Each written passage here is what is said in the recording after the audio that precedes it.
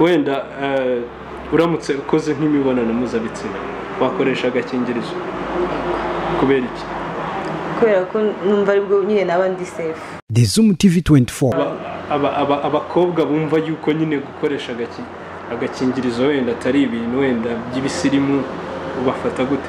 umuntu nanone umukobwa wenda tuvuge utahama ahantu hamwe aho agenda nyine yanyeze akavuga ngo kudakoresha agakingirizo ndumva ari byo nyine akumva ari byo akunze nawe numva ko ari injiji. Ni nk'irihe kosa wakoze nyine na n'isaha iyo uritekereje uvuga atari ko hariya byari byagenze ute kwe? Ntabwo nakibuka ngo niriye kosa nyine by'umwihariko ariko nk'umwana buri wese arakosa. Uriya mama wanjye n'uriza ajya avuga ati uyu mwana ara ni nk'irihe kosa wenda nka mama wawe yigeze kuguhanira na n'isaha ukizirikana? kuzerera.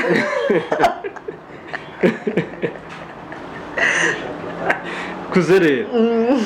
Okay.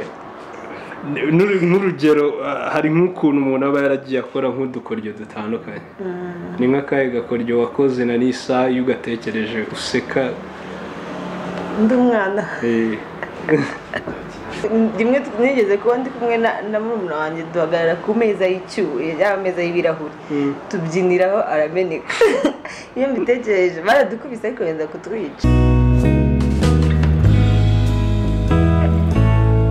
Ibisanzwe rero ni The Zoom TV 24 ukurikiye muri twinjiye muri ka gace kacu ka Zoom Queen aho tugenda tuganira n'abakobwa bagiye batandukanye tukababaza byinshi ku buzima bwabo. U Rwanda murabizi ni igihugu bavuga yuko gifite abari n'abategarugori beza.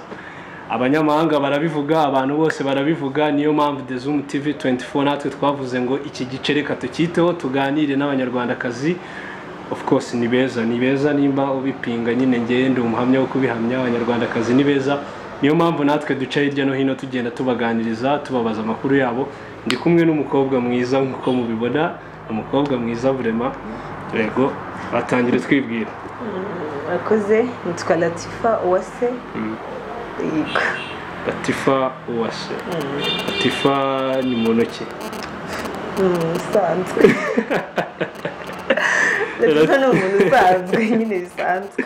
Yes, Latifa turi kumwe. Latifa Uwase niwe tugiye kuganira. Nge ndiremera Gaeta nkwibutsa yuko ushobora gukora subscribe kugira ngo ube uwa mbere uzajya ugerwaho n'amavideo atandukanye The Zoom TV tuba twabateguriye.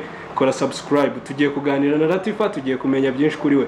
Ubundi Latifa yavukiye hehe, yize hehe, byinshi kuri Latifa nibi? Latifa yavukiye i Kigali mu Nyakabanda. Yize amashuri abanza kuri Notre Dame, yiga kuri Ecole secondaire, then ikaba kwiga na kaminuza muri Université nkuru y'u Rwanda. Latifa, ubundi bajya bavuga yuko ngo abakobwa beza nta bwenge bagira, urabyemera? Ahubwo nibo bawugira gusa. Ushigira ku ki? Twese twize secondaire wasangaga nk'abakobwa beza aribo bakirizura, mwumva baravuga ngo nukubera yuko nyine ngo baba bafite ubwibone. Nde ntabwo mbyizera gutyo. Juste numva ko umuntu agira ubwenge agomba kubugira nasi abakobwa babaswa babaho. Sajya kubona abakobwa babi babaswa babaho. Ni ukuvuga ngo buri muntu bitewe n'ahari bitewe n'uwo ari we ashobora kugira ubwenge cyangwa ntabugire. Ashobora kugira ubwenge cyangwa akaba umuswa mubi. Umuntu akwitegereje mu maso nta makeup nyinshi ufite kubera iki? Twabona bikunda ntabwo bimbera kwa. Waragerageje kuyisiga ubona ntabwo ikubera? Ntabwo njye mbikora, ntabwo nigeze bigeragezaho. No, igihe nabikoze wenda nka rimwe mbona ko bitambera ndabireka kuvuga. Hagizweho abakobwa bumva yuko ngo umukobwa usirimutse ni uwisize akahindura uruhu akaba inzobe yari igikara. Ndabona uruhu rwawe nta kintu rwigeze ruhinduka kereka wenda nimba kera wari igikara kirenze icyo ngicyo, ariko uko mbibona ndabona uruhu rwawe nta kintu wigeze uruhindura. Ntabwo uri umusirimu? Ndi umusirimu ariko ntabwo nizera ko kuba umusirimu ari ukwisiga kwa. Ntabwo mbyizera. Wowe wizera iki noneho? Nizera ko ahubwo kuba umusirimu ari ukuguma uko usa nyine. Ukaba wishimiye uko usa ukavuga njye mba ndi igikara ndi mwiza wenda ndi igikara ukaba uvuga ati njye ndi mwiza ndi igikara ubwo nibwo busirimu kwigira ubwirwa ari iki kuba mwiza uri igikara nyine kuba ugira icyo cyizere muri wowe ukizera ngo buryo rero abandi baba bumva ko niba b'inzobe bari bube beza ariko njyewe ninkuma ndi igikara nk'uko nyine navutse ndi igikara ndumva aribwo ndi mwiza nyine nta tandukaniro ninjya kuba n'inzobe ubwo ngubwo nibwo busirimu kuko numva ko kuba umusirimu ikintu cya mbere ni ukwigirira icyizere kandi iyo utagiye muri ibyo byo guhindura uruhu iki make-up nyinshi ibiki uba wigiriye icyizere ukavuga ati njyewe uko meze ndumva ntahindura ikintu na kimwe kandi nkaguma ndi mwiza ababikora ubifata ute njyewe ntabwo nkunda kureba ku bandi bantu ikintu bakora buri muntu wese afite uko yumva ko nyine ari mwiza ku giti cye nimba yisize make-up akavuga ati njye ndi mwiza nisize make-up ndabimwubahira nimba avuga ati njye ndi mwiza nitukuje nabyo ndabimwubahira rero nagomba bureminga abantu bisiga make-up abantu bihindura nka Latifa ahantu hose muri Kigali hasigaye harabaye heza ahubwo biterwa n'abantu muri kumwe nimba njye ndi kumwe n'inshuti zanjye aho twagiye hose haba heza ntabwo mvuga ngo ahangaha ngo urabona hameze gutya apfa kuba turi kumwe ahantu hose tuhagira heza oya nyine abakobwa basigaye bakunda gusohokera ahantu hari class ahantu nyine hahenze hihagazeho hari umukobwa twaganiriye mu minsi ishize arambwira nyine ngo kurira ahantu heza cyangwa kwicara ahantu heza gusa ngo ni ukwiyubahisha nyine ngo ni ibintu ngo just pride nyine ngo ni ibintu ngo byiza naho niyo myumvire yawe njye ntabwo ariko mbifata abana b'abakobwa tugira ikintu kitubamo ukabona wenda akantu umushuti wawe yapositinze ari ahantu heza ukavuga okay nanjye hari ahantu nzahajya waba ufite n'akazi amafaranga ubonaho kugira ngo wimenye uvuge ati ngerekanye bike gutya na gutya ukavuga ati nanjye nzajya hari ahantu ukaba yapfushije ubusa kandi wenda we afite amafaranga menshi cyangwa nta nubwo ayakeneye nk'uko wowe uyakeneye rero ntabwo mvuga ngo ahantu heza ngo ahangaha iyo nyine ahantu hari heza haba ari heza birumvikana ariko aho ariho hose ngewe rwose nta kibazo ati kwicara nk'ahantu ukajya nko kuri buffet ukarya nk'ipura y'ibihumbi 25 ubifata gute to be honest mbifata nk'ubujiji rwose kubera iki ibi 25 ni byinshi ku muntu kubirira ibiryo nyine kubera ko ahantu henshi heza kandi hataba nyine habamo amabife aciye bugufi nibyo nyine y'amafaranga atari menshi njyewe ndatekereza wenda urugero ushobora kuba ufite 25 mu mufuka byonyine ibyo 25 iyo umuntu utekereza ashobora kumarana n'icyumweru kibifite nyine kibigendaho amatike hano ndabona gutega riri munsi amatike kugenda wenda rimwe ukafata ngiye gusanya n'inshuti zanjye rero iyo ugiye kuvuga ukavuga ati 25 byose nabifashe mbise mbijyana kuri bife ntabwo nyine ariko ari nk'umusore ukujyanye ahantu akabikugurira wabirya akayungurira akabanza akambaza se akagenda nyuma akavuga ati turye noneho yajya kwishyura 25 nyine yaba yamaze kwitwa usanzwe uzi menu y'aho hantu uzi ko bife yaho ni 25 aba ari umusore unjyanye tuvuge akujyanye convention center cyangwa Marriott cyangwa hehe ibyo byose urabizi ko bife yaho ni muri aya mafaranga ihagaze arakubwira ati enjoy jya kuri bife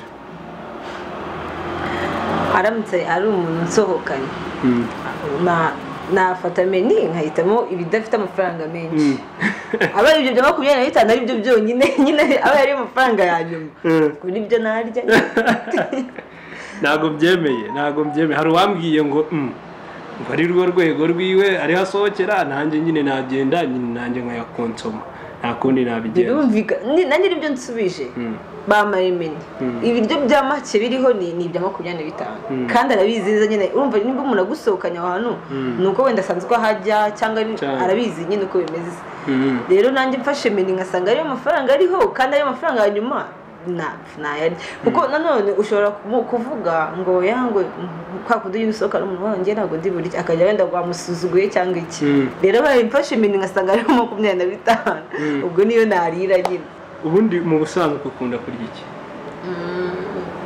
kawunga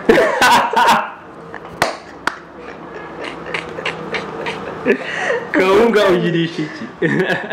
icyo ari cyo cyose n'inyama n'ibishyimbo n'ubunyobwa ahubwo n'ubunyobwa biraryoha cyane.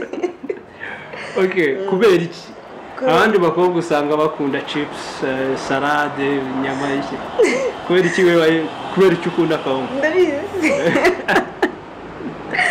sinzi bamwe mwigiye muri restaurant nyine usaba kawunga cyangwa uyirira mu rugo gusa? nukuri nimba kubwa wenda si ubyemera ariko njye niyo ngiye muri restaurant numva nyishaka kawunga rwose ndayisaba nkavuga maniki ndumva nshaka kurya kawunga. Ahantu ujya ugasanga bayitetse neza n'imboga nyine mu maresitora meza ahubwo bayiteka neza n'imboga ziryoshye n'amavuta ahubwo aho ngaho ndayisaba nkagenda ngakaraba n'intoki ngayirya. ni ukuvuga sinzi njyewe iyo bitewe n'ijisho ryanjye ko ndeba mbona abanyarwandakazi benshi bitewe n'uko muba muri na beza sinabitindaho ariko nanone murashaka noneho kuba class ku rwego rwo hejuru, ubuzima bwiza, ubuzima bworoshye, iki kubera iki? navuga ko ari niho isi iri kujya. Ni rwose ntabwo narenganya abanyarwandakazi, ntabwo nakirenganya, niho isi iri kutujyana. Tugomba rero guharanira kuba mu buzima kandi nta muntu umwe wanga kuba muri ubwo buzima bwiza nyine buri classe iki, ahubwo ni iyo uharanira kububamo njye mba rumva ari byiza nyine. Ariko ngo ni nayo ntandaro nyamukuru ituma abakobwa benshi bari gushaka ariko bakurikiye amafaranga. Ntabwo nyine bari gushaka bakurikiye urukundo cyangwa se ngo kuko yakunze umuntu ari gukurikira amafaranga. Ni ukubera ko baba bashaka nyine ubwo buzima buri classe kugumya kububamo cyangwa ni ugutinya ubuzima bukomeye? Ni ugushaka kuba mu buzima bwiza uko mbitekereza. Ni ugushaka kuba muri ubwo buzima bwiza nimba bubagamo no kubugumamo. None se nka buriya ku ruhande rwawe nka Latifa, urukundo n'amafaranga ni iki kibanza imbere? Urukundo ariko n'amafaranga aba ari aho hafi. None se ubonye urukundo rutagira amafaranga ukabona n'amafaranga adafite urukundo, amahitamo yawe yaba yawe?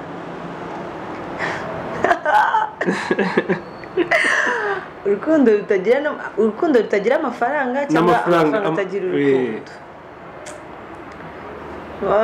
Ndumva mbaye se na kimwe nahitamo. Ugomba guhitamo, urasabwa guhitamo kimwe muri ibyo bintu. Mu by'ukuri uvugishije ukuri aho ngaho na kimwe nahitamo kubera ko sinakurikira urukundo rutagira amafaranga, sinakurikira n'amafaranga atagira urukundo. Ikintu cya mbere kigomba kubanza ni urukundo, ni umuntu ugukunda nyine. Ariko nanone ntabwo watahira ibyo ngibyo. Ibyo ngibyo bibaho pe, hari abantu babikora, ariko njye sinavuga ngo nanone ngo ndatahira kuguma hahandi gusa ngo turakundana gusa. Iyo igice cyose iyo mwamaze kubana n'umuntu mukabura ibyo kurya, mwanabyara nyine abana bakabaho nabi, rwa rukundo byanga byakunda rurashira. None se ubundi nk'umusore wowe uvuga ngo buriya niyo tuvuze amafaranga ntabwo tuba tuvuze abaherwe, ariko se nk'umusore wowe uvuga ngo cyakora uyu nguyu urwego ariho niwe nakumva yuko njyanye urukundo njyanye n'amafaranga, yaba ari ku ruhe rwego? Ku ruhe rwego gute? Nyine wenda hari nk'umuntu uvuga ngo umusore wenda aramutse afite inzu byaba ari sawa, aramutse afite nk'inzu n'imodoka, aramutse wenda yinjiza nka miliyoni ku kwezi, wowe ni gute nyine amafaranga wowe uyabonera he? Njye ntabwo navuga ngo aramutse afite inzu, aramutse afite imodoka, kuko abantu benshi twarakuze iwacu nta mamodoka ahari. So rero njyewe ikintu navuga apfa kuba akora akazi ake kose yaba akora nyine kamwinjiriza. Nshatse kuvuga ngo niyo twaba tuba muri iyo nzu nyine tuyikodesha, tutazajya aho tukabura icyo kuyishyura, cyangwa se nimba ngiye mufasha wenda mu kurera umwana, mu bikoresho, mu mafaranga yo kuba narera umwana, nawe akaba atari wa mugabo uvuga ati uzi ukwezi kugeze nta n'amafaranga mfite yo kwishyura inzu, biragenda gute? Numva nyine ari urugo, ari umusore wishoboye mu bushobozi bwe buke, si ngombwa ngo ahembwa miliyoni 1 2 oya, nyine abafite amafaranga gusa makeya ahagije, menshi cyangwa make ibyo byose. Icy'ingenzi ni uko ari uko bafite ikintu cyo gukora inzara itazakwica. Yego. Nizeye ko dutinga ibyo mvugaga bisubira. Ntabwo question ari ukweditinga muri hangana ndi gukora njya no mu gikari kureba uburyo ibintu byifasha ariko turacyari mu kiganiro twe turi kuganira ntago ari ibintu bihambaye twibereye mu kiganiro turi mu kazi dusanze Latifa ari mu kazi kiwe akora mutagira ngo ni umukobwa woroshye ni umukobwa ufite amafaranga afite akazi keza murabibona kanakeye nanjye rero namusanze mu kazi turi kuganira ati icy'ingenzi ni uko aba akora hari abakobwa benshi usanga iterambere ryabo no kubaho neza kwabo babiteze ku bagabo akumva yuko nimba yifuza kuzatunga imodoka kuzagenda mu modoka cyangwa kuzaba mu nzu nziza ukumva ari kuvuga ngo icyama nkazashaka umugabo ngo ufite inzu nziza icyama nkazashaka umugabo ngo ufite imodoka nziza nayo niyo myumvire yawe numva ko abakobwa batakibaho bajya babaho yeraga iyo myumvire yanjye none se ubu tuvuge nk'umutipe ufite umukunzi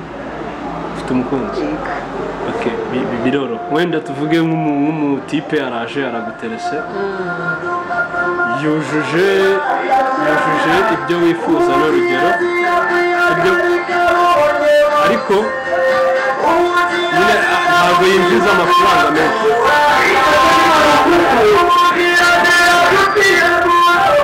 arumva yujuje ibyo wifuza ariko ntabwo afite amafaranga menshi ni nka wa muntu wenda winjiza nk'ibihumbi nk'$150 cyangwa $200 uri aho ngaho nyine uri mu ayeni araje arakubwira ati ndifuza yuko tubana wamusubiza iki nonaha mbaye ntafite umukunzi se mbaye adafite umukunzi namuhakanira ariko atari ikibazo cy'uko nyine adafite amafaranga ahubwo ari ikibazo cy'uko njye ntariyumvamo ko nshaka gushinga urugo nimba atari ibanga ufite imyaka ingahe 22 wumva se uzashinga urugo ufite imyaka ingahe ntabwo mvuga ngo imyaka wenda simbarire ku myaka ahubwo ndavuga nzabanza wenda nige ndangize nimara kurangiza kwiga ubundi niyongezeho umwaka umwe ubundi nashaka nta kibazo ubundi nk'iyo utekereje ahashize hawe kiri mutoya cyangwa se no mu myaka yashize ni uruhe rwibutso uhafite urwibutso mufite ni uko ibyo ari byo byose byaba ubuzima burakomeza ibyo ari byo byose byaba kubera iki kubera ko wanyuze mu buzima bugoye cyane cyangwa kubera ko ntabwo ari ukuvuga ko bugoye ahubwo kubera ko nyine ntabwo navuga ko bworoshye umuntu wese afite ibintu agenda anyuramo mu buzima bwashize rero nyine umuntu ambajije mu buzima bwanjye bwa kera bwose kugeza ikintu numva navuga mu jambo rimwe ni uko ubuzima nyine bukomeza ni nk'irihe kosa wakoze nyine na n'iyi saha iyo uritekereje uvuga atari ko hariya byari byagenze utekwe ntabwo nakwibuka ngo niriye kosa nyine by'umwihariko ariko nk'umwana buri wese arakosa buriya mama wanjye n'uriza ajya avuga ati uyu mwana ara ni nk'irihe kosa wenda nka mama wawe yigeze kuguhanira na n'iyi saha ukizirikana kuzerera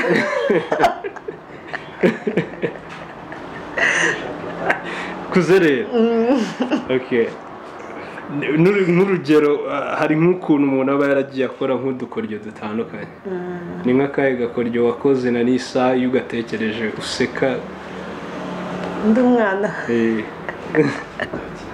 rimwe nigeze kuba ndi kumwe na murumuna wanjye duhagarara ku meza y'icyuwe ya meza y'ibirahuri tubyiniraho arameneka iyo mbitekereje baradukubise ariko wenda kutwica ku mubiri wawe ni ikihe gice ukunda cyane kurusha ibindi ikirenge kubera iki nyine nuko icyo simbizi ndagikunda ikirenge uragikunda ni ikihe wenda uramutse nyine nk'Imana iguhaye amahirwe ikakubwira ati Latifa ku mubiri wawe urashaka ko mpinduraho iki wayibwira ngo mpindure iki ni ukuri nta na kimwe ni nk'akahe kantu nyine ku mubiri wawe ujya ureba nyine kakagutangaza kakanangaza mbona ari kabise cyangwa ari keza nyine ushobora hari nk'igihe nk'umuntu aba ari nka muremure ukabona ni muremure ni umusore ariko wareba nk'utwara ukabona ni uduce cyangwa areba nk'udutoki tw'ukabona turananutse kandi arabyibushye nyine ukabona ni akantu ubonye karagusekeje to karagutangaje we nta kantu kajya kagutangaza nta na kamwe kwafe yawe njyewe si ubwo bwa mbere nkubonye maze igihe nkubona nyine nkunze kuyikubonaho kwafe imeze gutyo ni ukuyikunda cyangwa hari irindi banga ni ukuyikunda ni uko ari imbera ni ikubera none se warashakishije mu zindi kwafe zose usanga nta n'imwe ikubera usibye iyo njya nyihindura njya nisukisha ariko iyo ntisukishije mba mbona ari byo nyine byonyine nashyiraho nkumva ndareza wenda uramutse ukoze nk'imibonano mpuzabitsina wakoresha agakingirizo kubera iki kubera ko numva aribwo nyine naba ndi safe abakobwa bumva yuko nyine gukoresha agakingirizo wenda atari ibintu wenda by'ibisirimu ubafata gute mfata gute biterwa hari igihe wenda simbizi ukuntu navuga ngo mbafata hari igihe baba bumva umuntu bari gukorana imibonano mpuzabitsina wenda amwizeye 100%, ariko bari wa muntu nanone w'umukobwa wenda tuvuge utahama ahantu hamwe aho agenda nyine akavuga ngo